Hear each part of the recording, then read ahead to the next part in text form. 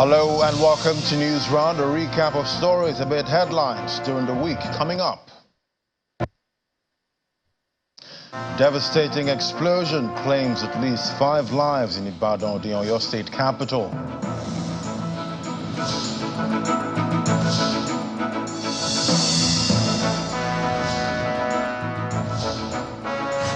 And President Tinubu restates his resolve to deliver on his campaign promises, eulogizes his predecessor, former President Muhammadu Buhari.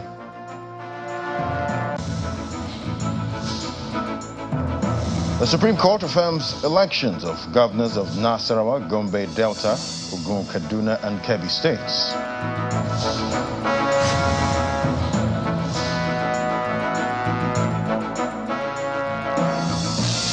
Pakistan launches retaliatory attacks on Iran, killing 9 people.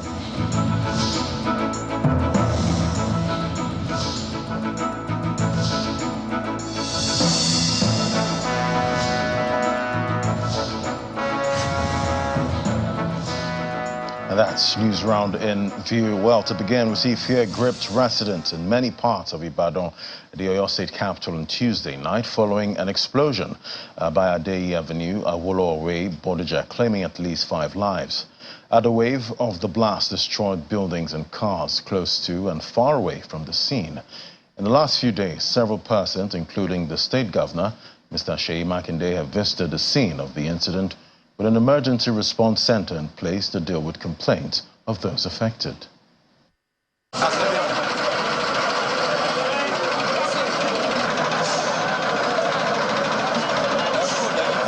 Rescue efforts continue at the scene of the devastating explosion, debris being removed as rescue officials continue to search for survivors.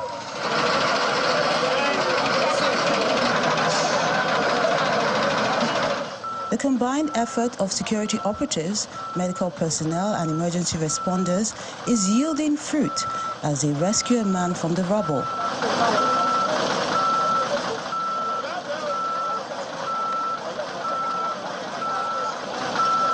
While another is found dead. According to the governor, Seyi Makinde, this brings the number of fatalities to 3, while 77 people are injured. The governor adds that more information is coming in, especially regarding the identity of those responsible for this dastardly act.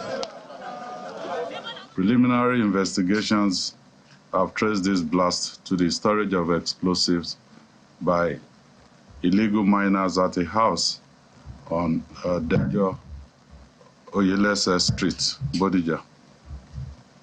Our security agencies, first responders, emergency services, and all other relevant agencies have been working diligently as they carry out search and rescue operations.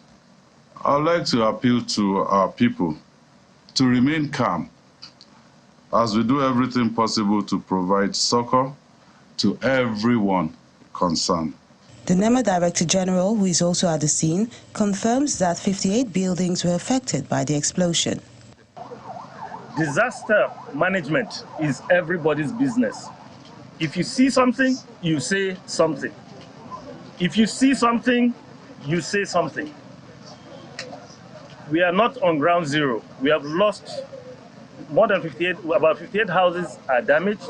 While the coordinator of the Emergency Response Center sheds more light on efforts made so far to save those who sustained injuries. The 2 patients that were initially taken to him with full body radiographs and then samples, and he's going to do his extensive study on the corpse that was retrieved from the site. Otherwise, the other patients are stable, and we're monitoring their progress so far in the various hospitals. The intention now is to harmonize the allocations, to restrict the various hospitals to just 4, 3 private hospitals, and then the University College hospitals. Those displaced have been provided shelter by the government as rescue efforts continue at the site. And to other matters now, President Bola Tinubu has restated his commitment to delivering on his campaign promises and not to rest until that is achieved in the country. The president made this vow in Abuja during the launch of a book on the former president, authored by his former spokesman, Mr. Femi Adesina. He also praised his predecessor, former President Muhammadu Buhari, for not interfering in the composition of his cabinet.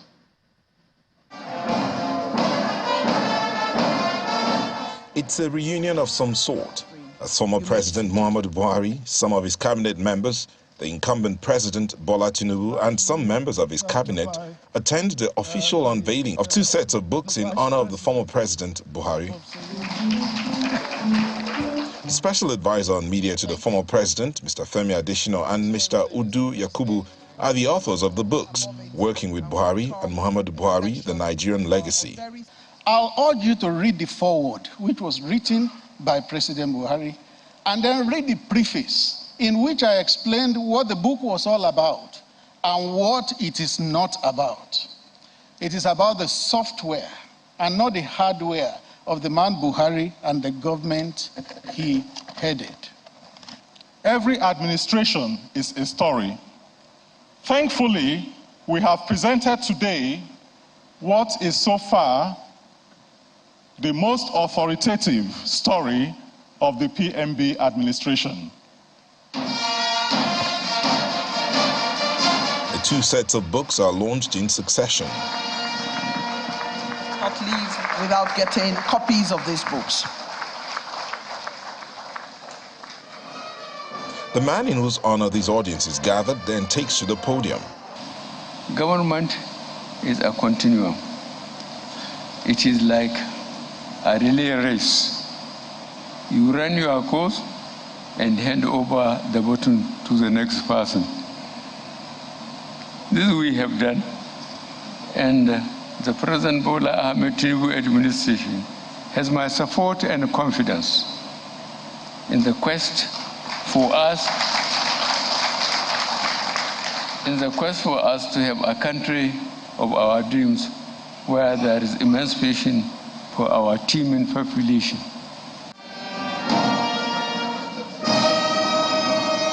It was also an opportunity to reminisce on the 2015 general elections and the former president's 8 years in office. I hope you will be convinced by the presentation that would be made, that much was achieved and acknowledged and commended. I believe that in certain areas there seem to be some lacuna in success. For example, in certain areas of security and in certain areas of economics and in certain areas of finances. Yes, we have some problems, but a lot was achieved all the same. There have been quite a few books already written about President Buhari, and they cover a lot of detail, a lot of it historical, and of course several about his numerous achievements since he first came into office in 1983. And I think Femi Adesina has done a great job, especially in covering an aspect of the former president that is not well known, which is his sense of humor.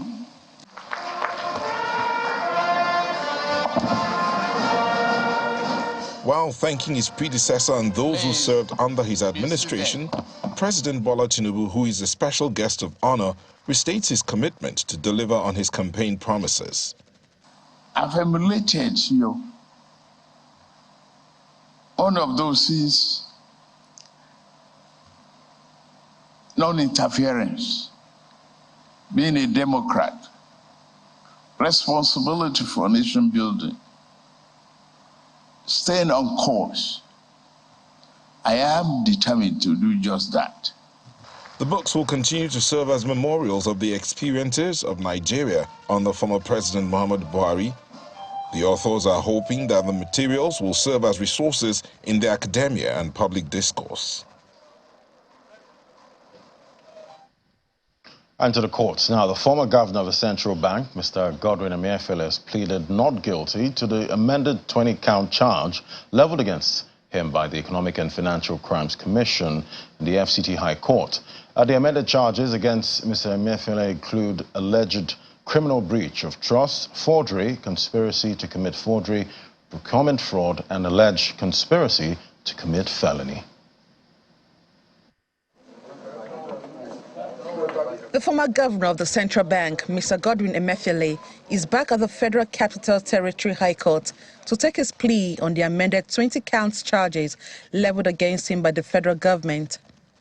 The former CBN governor was first arraigned by the EFCC on 6 counts of alleged 1.2 billion naira procurement fraud.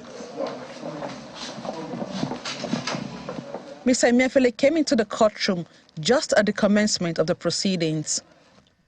In the amended 20-count charge, Mr. Emefiele is accused of impersonating the secretary to the government of the Federation to illegally obtain a sum of $6.2 million, forging a document titled Presidential Directive on Foreign Election Observer Missions, and illegally connived with one Odo Cheme to commit forgery, awarding a contract for the renovation of a portion of the CBN's governor's residence in Lagos to his wife and brother-in-law to the tune of 99.8 million naira, and violating of Section 19 of the Corrupt Practices and Other Related Offences Act 2000. He pleaded not guilty to the charges when they were read to him. His counsel, Matthew Booker, thereafter prayed the court to allow him continue his bail. In counsel to the prosecution, Rotimi Oyedepo did not object to the request. What we have is a situation in which the states, particularly the Ministry of Justice, feel that they want to put in more counts in the charge. They are entitled by law to do that. So what they have done is to amend the charge and add more counts and more grounds. So there's really, if you ask us how we feel, for us it's within their powers to do that, and they've just done that. There's no big deal about that. While granting the request for bail continuation, the trial judge, Justice Muazu, adjourned the case to February 12 and 13 for continuation of trial. Emanuela Ekele, Channels Television News. And when News Round returns, the Supreme Court upholds the election of victories of 6 governors in the March the 18th, 2023 poll. Stay with us. Details.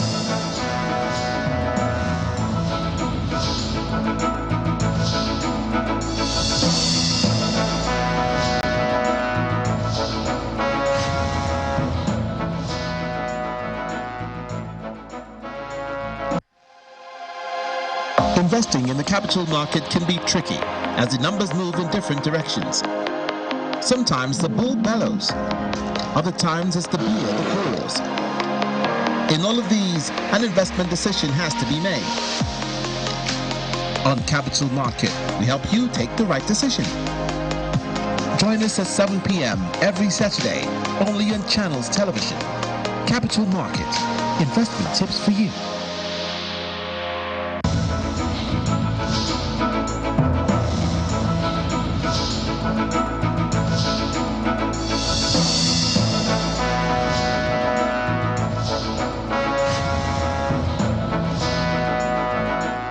Thanks for staying with us. Well, the Supreme Court, which has upheld the election victories of 6 governors in the March the 18th, 2023 poll, we see their governors Abdullahi Sule of Nasarawa State, Inewa Yahaya of Gombe State, Sheriff Oborori of Delta State, Dakwa Abiodun of Ogun State, Ubasani of Kaduna State, and Nasir Idris of Kebbi State. The Apex Court, in 2 separate panels led by Justice John Okoro and Justice Kudirat Kekereekun, dismissed all the appeals challenging the election victories for lacking merit. It is Judgment Day for governors of 6 states, namely Delta, Nasarawa, Kaduna, Kebbi, Ogun, and Gombe State, whose appeals the Apex Court is ready to deliver judgment on. The courtroom is filled with supporters and counsels to parties as Justice John Okoro leads a panel of 5 justices to deliver judgment in the appeal filed by the candidates of the All Progressives Congress APC for Delta State, Senator Ovie Omagege, the Labour Party candidate, Mr. Ken Pella, as well as the SDP candidate, Chief Kenneth Gbagi, who are all challenging the election of Governor Sheriff Oborevwori. The appellants are asking the Apex Court to upturn the judgment of the tribunal and that of the appeal court, which affirmed the election of Governor Oborevwori for alleged non-compliance with the 2022 electoral laws and overvoting. However, the panel of 5 justices unanimously dismissed the appeals for lack of merit and affirmed the election victory of Sheriff Oborevwori. Today, the Supreme Court has confirmed the judgment of the tribunal and confirmed the judgment of the Court of Appeal. So there's great rejoicing in Delta, there's thanksgiving, and the people of Delta will now settle down and face the business of governance. In a similar vein, the Justice John Okoro-led panel also dismissed the appeal filed by the PDP candidate in Ogun State, Mr. Ladi Adebutu, challenging the election victory of Governor Dapo Abiodun for lack of merit. Dapo Abiodun not only won the majority of lawful vote cast, he also scored over 1/4 of total vote cast in virtually all the local governments in Ogun State. So INEC was justified in declaring him as the winner of the election. We said this at the tribunal agreed with us. We said it at the Court of Appeal, the Court of Appeal agreed with us. We have come again to the Supreme Court, and the Supreme Court has agreed with us. Another panel of 5 justices, led by Justice Kudirat Kekere Ekun, delivers judgment in Nasarawa, Kebbi, Gombe, and Kaduna State appeals. On Nasarawa State appeal, the Apex Court opposed the judgment of the Court of Appeal, which upturned the judgment of the Nasarawa State Governorship Tribunal that sacked Governor Abdullahi Sule on the ground of overvoting and non-compliance with the 2022 electoral laws. The Supreme Court has adequately considered the issues of law and have come to the conclusion that the case of Nasarawa State, as presented before it, is in favor of the sitting governor of Nasarawa State, Engineer Abdullahi Sule. In the same vein, the Apex Court dismissed the appeals of the PDP candidate in Kaduna, Gombe, and Kebbi states for lack of merit. The Supreme Court verdict on the governorship appeals in the 6 states lays to rest the legal battles that trailed the election of the governors in the affected states. And away from the courts now, the University of Lagos, UNILAG, has concluded its 54th convocation, which featured award of PGD, Masters and PhD degrees. At the ceremony, the best PhD student to bag the award of the School of Postgraduate Studies called for improved welfare for workers in academia. The award ceremony also witnessed 377 students bag first-class degrees. It always will be a day of memories and sense of fulfillment. A hall full of these men and women qualified to be awarded various degrees. On the PhD graduates to come forth. On this side are the presiding officers making up the numbers in this packed hall. Let's start with the Vice Chancellor's opening words. On Tuesday, January 16, 2024, we began the 3-day degree conferment event that has culminated today in a total of 17,456 students receiving various awards. Today, 6,886 deserving students from the School of Postgraduate Studies and the University of Lagos Business School will be conferred with the award of postgraduate diplomas, Master of Arts, Master of Science, Master of Business Administration, Doctor of Philosophy, and Doctor of Business Administration. 17,456 graduates making up this award ceremony. 377 students graduated first class and a conferment of honorable doctorate degree on 3 distinguished personalities, including Professor Tahiru Jega.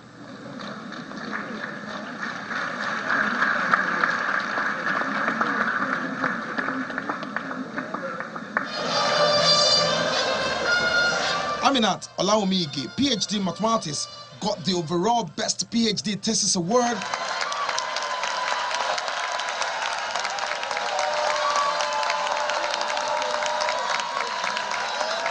May the Almighty bless the men who support these women to grow, knowing that it hampers not their own personal growth. My fellow graduates, we are now doctors, and my prayer for us is that may this degree open endless doors of opportunities and blessings unto us. May we continue to thank God every day for embarking on this journey. God bless the University of Lagos. While Issa Adedoku, private and property law, won the best PhD in the humanities. And also 31 international students for the master's degree. The Minister of Education is representing the convocation visitor, President Bola Ahmed Tinubu, with this pledge on serving education right. Universities are central to the attainment of our new Nigeria, and all the support and necessary changes must be put in place to achieve our desired aim. To mitigate the challenges of the removal of subsidy, this administration has signed the Students' Loan Bill into law. Under this law, indigent Nigerian students will have access to interest-free loans to see them through their stay in government-owned higher institutions. University of Lagos is looking at a new charter to further deepen its acclaimed pride of place. One thing I really hope I will do is changing our mindsets. That's a very intangible, but it comes through getting back to our values, pushing our culture, appreciating the things that we do that are homegrown. Now, that's not to say we shouldn't borrow anything, you know, so that's one. But and a lot of it is technology. This is a huge university and it's growing even bigger. If we're going to get efficient service, we've got to automate all our processes. And that's something that, if that's the only thing I do, I'll be a very happy woman. It's a first convocation on the saddle and has been well put up. The community and the nation look up to these new graduates who are said to have been worthy of learning and character to bring this to bear in their next endeavors. Olu Phillips, Channels Television News. And outside the shores of the country, over 2,000 participants from 120 countries continued their deliberations at the World Economic Forum in Davos, Switzerland. Part of the agenda was a session which gave attention to the African Continental Free Trade Area. Nigeria's Vice President, Kashim Shettima, who was a discussant on the panel, believes that global future lies in Africa, especially because of the continent's youthful population.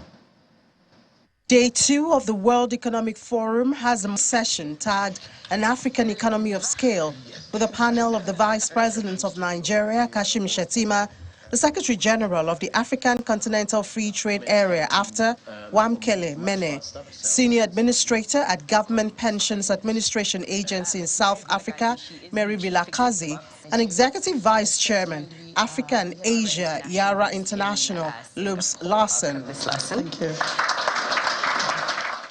Attention here is on the African Free Trade Area and how over 1.3 billion people are connected into a single market, unlocking novel opportunities for African and global businesses in critical industries. The products that were traded ranged from processed agricultural products to manufactured goods to services also. The lessons that we learned is that actually the private sector is ready. Governments have to move much faster, but private sector across the continent is ready to take advantage of the AfCFTA. This year, the intensified effort will be on the services sector.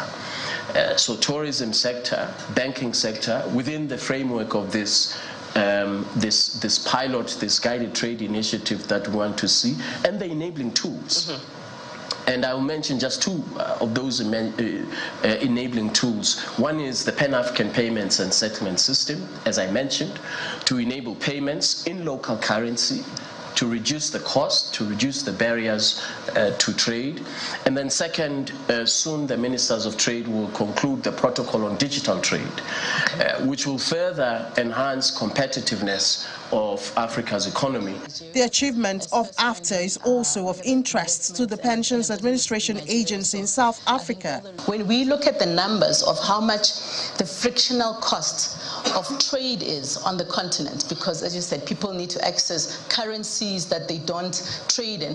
I think it's about $5 billion a year, which I think which actually could go back into the economies. And I mean, you made the point around lending. So some of the challenges that we see, and where as banks we would like to leverage more of our balance sheet for productive capital formation. The potentials of digital revolution in Africa is the message from the Vice President of Nigeria, Mr. Kashim Shettima, and he seeks for partnership to explore the potentials. We are the youngest continent in the world. For instance, Nigeria, the average age of the Nigerian population is 19. And this huge youth bulge, we can truly transform them into demographic dividends. I'm afraid I'm an eternal optimist. I don't want to see it as a demographic disaster that will consume all of us. Because once we wear our thinking caps as leaders, once we reach out to the global community for partnership, I believe that Africa stands poised to be a driver of change and growth in the world. Sessions like this will continue until Friday, January the 19th, when business and country leaders will return home with knowledge and collaborations gained at the World Economic Forum of 2024 for implementation. Ini John Mekwa, Channels Television News. And Pakistan has retaliated against strikes by Iran on the country under the guise of hitting military targets. The Pakistani strikes hit so-called terrorist hideouts in Iran's southeastern sister Baluchistan province, killing 9 people. Iran has condemned the attack, which it said has killed 3 women, 2 men, and about 4 children. The reciprocal airstrikes come as tensions in the Middle East are high, with several overlapping crises. And that's News Round for the week. Thank you for watching. I'm Ladi Williams. Bye for now.